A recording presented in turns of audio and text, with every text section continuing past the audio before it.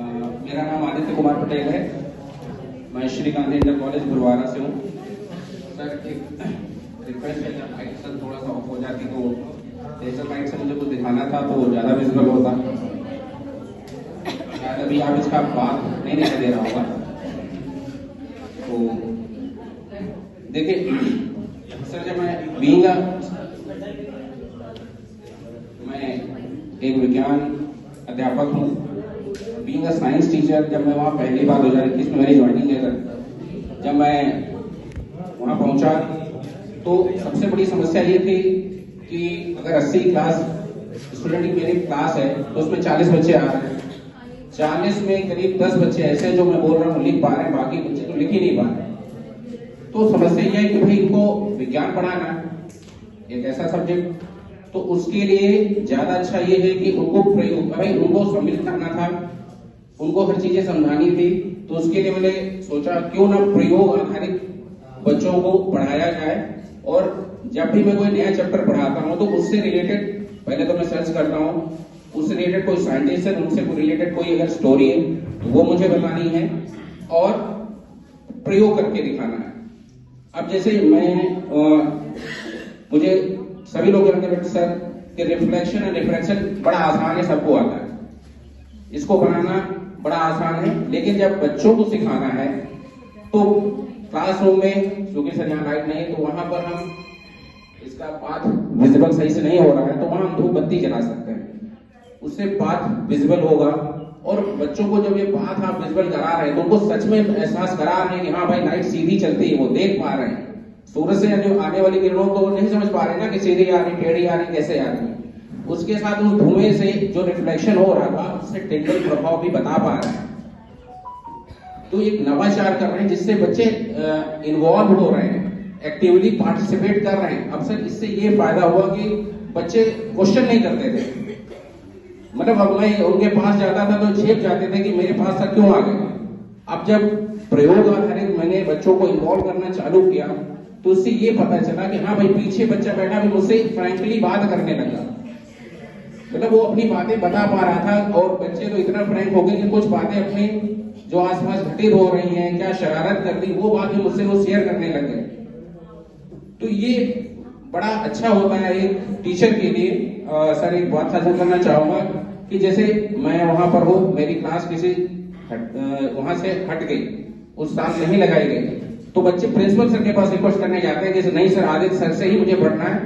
और ये चीज जब आप सुनते हैं तो शायद हर टीचर के लिए बहुत अच्छा लगता होगा कि भाई बच्चे मुझे अप्रिशिएट कर रहे हैं। बाहर कहीं मिलिए तो मेरी कॉपी चेकिंग में मेरी ड्यूटी लगी थी, एक अध्यापक मिले, बोले आदित्य सर बच्चे आपकी बड़ी तारीफ करते हैं कि आप बढ़िया पढ़ा रहे हैं। तो ये हर टीचर के लिए बड़ा अच्छा लगता होगा कि भाई मैं जो काम करने आया हूं शायद वो मैं कर पा रहा हूं। अब रिफ्लेक्शन ही बताना है सर। देखिए तो मैंने ये बच्चों को दिखाया, तो उसमें ये दिखाया कि भाई ये बोतल है, इसके अंदर पानी है, रिफ्लेक्शन बताना है। मींस अगर लाइट एक माध्यम से, एक पारदर्शी माध्यम से दूसरे पारदर्शी माध्यम में जाएगी तो मुड़ जाती है। तो मैं ये कोशिश करता हूँ ट्रिक्स लेके आए। बच्चे ऐसे नहीं पढ़ पाएंगे कि भाई मैंने चार्ट दिखाया, फोटो बुक में लिखा है, जो बोल दिया बच्चे लिख लिए, उससे बच्चे बहुत ज्यादा प्रभावित नहीं होंगे, बोर हो जाएंगे।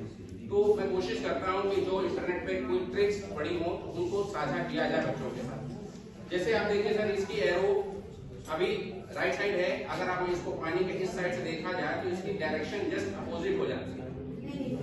आप पास से आए जरूर दिखाई देगा।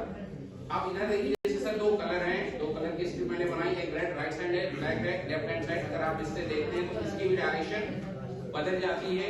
अब आप इससे बता सकते हैं कि भाई लाइट, चूंकि ये लाइट के रिफ्रैक्शन की वजह से ही हो रहा है। और क्लास में जैसे सर एक सर साइंस के यहाँ पर आए थे, मैं थोड़ा सा उनसे डिसएग्री हो रहा हूँ कि उन्होंने कहा था अगर हम लेंस लेके जाएंगे तो शायद उतना प्रभाव नहीं पड़ेगा। मुझे तो लगता है कि लेंस जरूर ले जाना चाहिए। बच्चे इसको छू के एहसास कर पाएंगे कि भाई देखिए ये अंदर से गहरा है, तभी ये अवतल लेंस है, और ये लेंस बीच में उभरा होता है तभी ये उत्तल लेंस है या कन्वेक्स लेंस है। आप दर्पण में उनको बता सकते हैं कि भाई दूसरी साइड पेंट होता हुआ, कहते हैं कि भाई दूसरी साइड पॉलिश होती है, तो उनको पॉलिश दिखाइए ना कैसे हो रही है पॉलिश। आप उनको यहाँ पर लेजर लाइट दिखा के बता सकते हैं ना कि भाई लाइट जा रही है तो टकराने के बाद वो किधर जाएगी, सीधी जाएगी, मुड़ेगी, किधर जाएगी। तो थैंक यू। मैं यही कंक्लूड करना चाहूंगा कि बीइंग अ साइंस टीचर, आप कोई भी सब्जेक्ट के टीचर हैं तो आप अपने सब्जेक्ट को कितना इंटरेस्टिंग करके अगर आप पढ़ा रहे हैं तो बच्चे इन्वॉल्व होते हैं।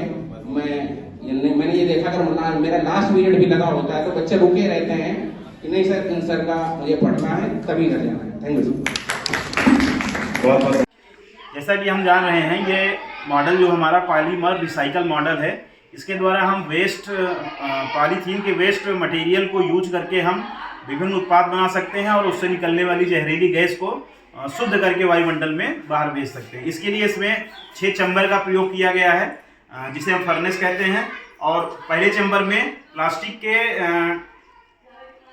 के चूर्ण को पहली भट्टी में डाला जाता है और जिसे उसको हम 100 से 110 सेंटीग्रेड की ताप पर उसको हम पिघलाते हैं, गर्म करते हैं। उसके बाद उसको कंप्रेस किया जाता है। उसके बाद उसमें उस मटेरियल को हम दूसरे चेम्बर में लाते हैं, जहां इसको हम प्रेस करके और उसको प्लास्टिक की प्लेटों के रूप में प्राप्त कर सकते हैं। उसके बाद उसमें से निकलने वाला जो वेस्ट है उसको हम तीसरे चेम्बर में लेते हैं और यहाँ पे बालू की मदद से उसको जब हम 5 और 1 के अनुपात में जब बालू को लेकर हम उसमें जब उसको प्रेस करते हैं तो इससे हमको ब्रिक प्राप्त होती है। और जब उसको हम 5 और 1 के रेशियो में मिलाते हैं तो हमको सॉफ्ट टाइल और हार्ड टाइल्स, और 5 और 1 के रेशियो में मिलाते हैं तो सॉफ्ट टाइल, और 5 और 2 के रेशियो में मिलाते हैं तो हार्ड टाइल्स मिलता है। और उसके बाद जो वेस्ट बनता है उसका प्रयोग हम सड़कों को बनाने में कर सकते हैं। जैसा कि हम जानते हैं आजकल सड़कों में प्लास्टिक के रॉ मटेरियल जैसे तारकोल का यूज होता है, उसी तरह प्लास्टिक के वेस्ट मटेरियल का यूज हम कर सकते हैं। उसके बाद दूसरे चैम्बर से निकलने वाली CO2 को हम चौथे चैम्बर में लेते हैं और यहाँ से पानी वाटर ट्राइन की मदद से जब उसको हम पानी के साथ क्रिया कराते हैं तो वो कार्बोनिक एसिड बनाता है, क्योंकि H2O + CO2 = H2CO3। और कार्बोनिकम जिसका प्रयोग हम प्रयोगशाला में करते हैं विभिन्न प्रकार की चीज़ों में, जैसे रक्त को बफर करने में कार्बोनिक एसिड प्रयोग किया जाता है। इसी तरह और कई चीज़ों में इसको हम प्रयोग कर सकते हैं। उसके बाद निकलने वाला यहाँ से जब कार्बन पानी के साथ क्रिया करने के बाद जब कार्बन अगले चैम्बर में जाता है CO2, तो उसको हम यहाँ पर प्योरीफाई करते हैं। प्योरीफिकेशन का काम किया जाता है प्योरीफायर के द्वारा, जिसके बाद वो जो कार्बन है वो कार्बन डाइऑक्साइड कार्बन और ऑक्सीजन के रूप में टूट जाती है, जिससे यहाँ निकलने वाली कार्बन को कालिक के रूप में हम कॉटन की सहायता से अलग कर लेते हैं। और यही कार्बन जो कालिक की सहायता से अलग होता है, इसका प्रयोग हम लोग पॉलिश के रूप में और पेंट के रूप में कर सकते हैं। उसके बाद यहाँ से निकलने वाला जो CO2 है उसको हम चौथे चैम्बर में लेते हैं और स्मोक ओवन की सहायता से हम धुएं को अलग करके कार्बन डाइऑक्साइड शुद्ध ऑक्सीजन को बाहर निकालते हैं। इस प्रकार जैसे हम देख सकते हैं कि हम इससे विभिन्न प्रकार के उत्पाद जैसे plastic plate, brick, tiles, soft tiles, hard tiles प्राप्त करते हैं और पॉलीथीन से निकलने वाली जो जहरीली गैस है उसको हम शुद्ध करके शुद्ध ऑक्सीजन के रूप में बाहर निकाल सकते हैं। धन्यवाद।